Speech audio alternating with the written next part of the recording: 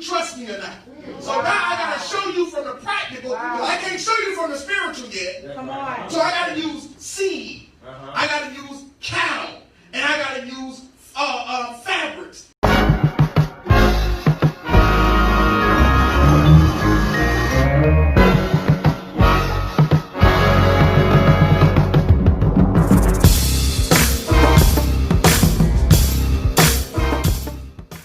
Let's go to Deuteronomy chapter 22, Moreh. I want you to read Deuteronomy 22, but I want you to read 13. Read 13 through 30. Just read. All right, so stop right there. Now notice there's a violation. If this violation is taking place, there's a death sentence. Right? It's laid out plain. We already see where they didn't bring the man, or the Torah teaches that the man have to come with his accusation against a woman, right? So we know that they didn't do that during the time of Yeshua when they brought the accusation. That's why he was writing in the dirt saying, y'all know the law, but y'all want to come and be on some shabby stuff, right? So the reason why I asked them to stop, they don't have to read anymore, because of the fact that we see that this comes with a penalty.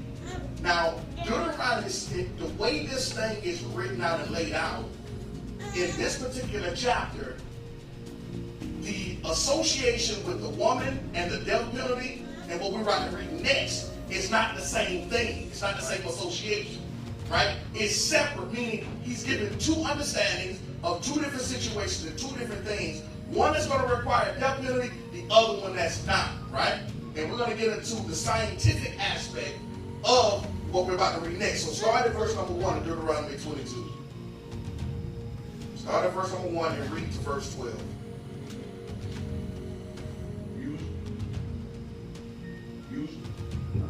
You shall not see your countryman's ox or his sheep straying away or being stolen, and ignore your duty to help them. You shall certainly take them back to him.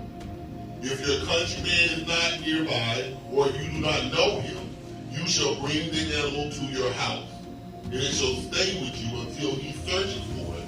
Then you shall return it to him.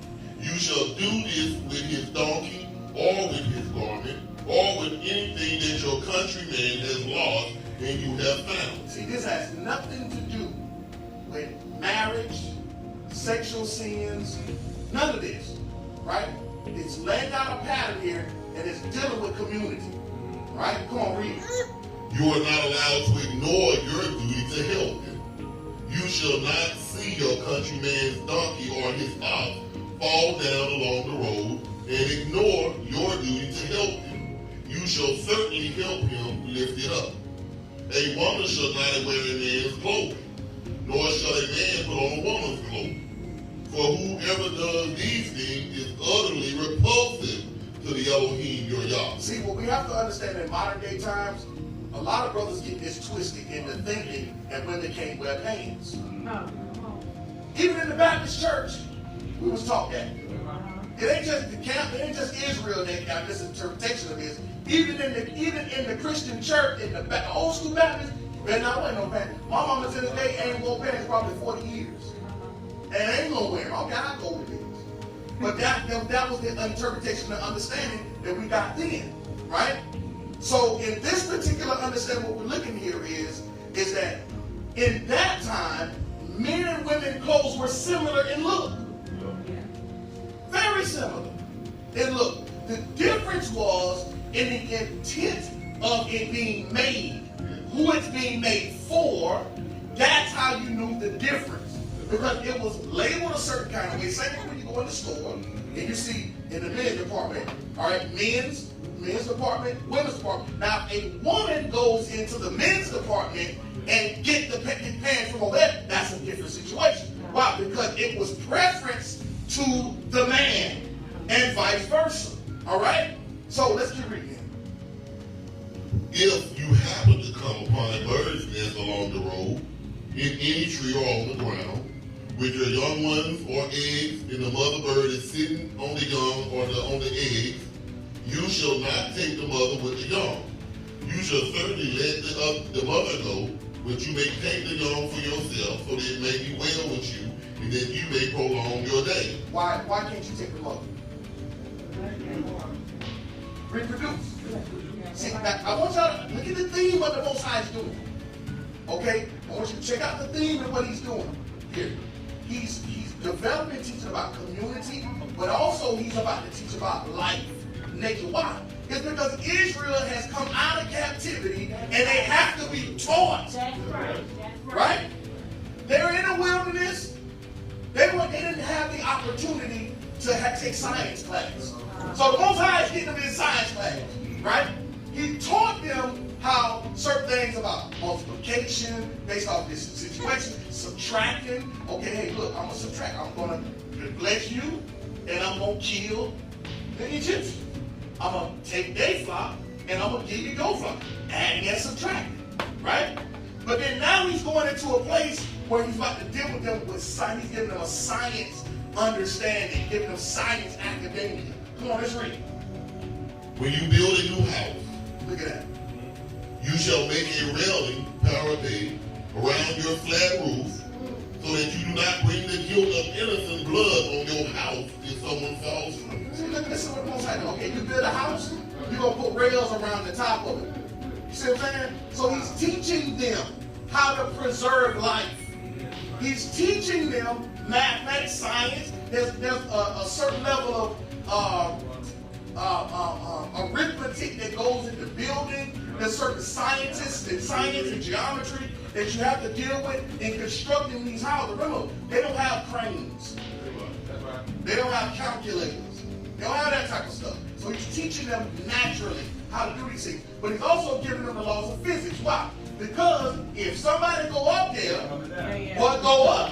Go down. Right? So you put some rails around to protect somebody from falling off. All right? Come on, read it. You shall not sow your vineyard with two kinds of seed. Stop right there. Now we're about to get into this. All right? So now we're about to get into it. He said, listen, when you start growing crops, now he's teaching them how to farm. He's teaching them how to farm. When you come on, read this slow, Moreh. Come on, read. You shall not sow your vineyard with two kinds of seed. Don't mix two kinds of seed. Right? Same way they doing today. Moses said, ain't no GMOs going on in Israel. See, the other folks, where you came from, they talk. See, he's deprogramming them. He's taking the junk of what they learned in Egypt out of them. So you have to reteach them. Okay, I'm going to give you, you want the best? You want it how it was in the garden? It wasn't no GMOs in the garden. This thing finna be, I'm going to show you how to be prosperous and plenteous. All right? So come on, read what it said. Don't mix the two seed. Or everything produced by the seed which you have sown in the yield of the vineyard will become defiled.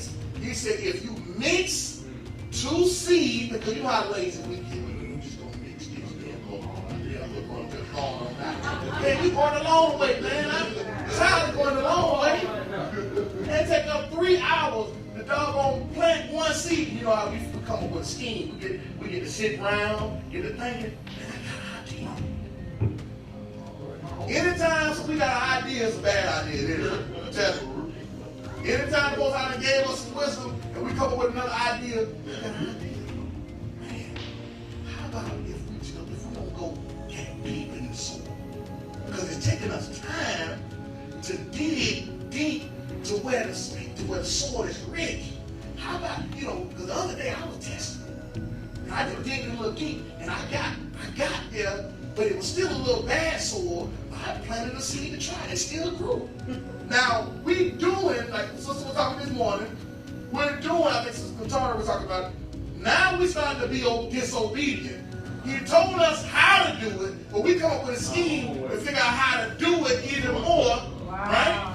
So he said, listen, he said, don't mix seed. Mr. Gates, turn your hair off of it. Don't mix seed. Yeah, I'm going to get up crazy. Don't mix seed. It says, in the day that you do, it will become defiled and banned from use.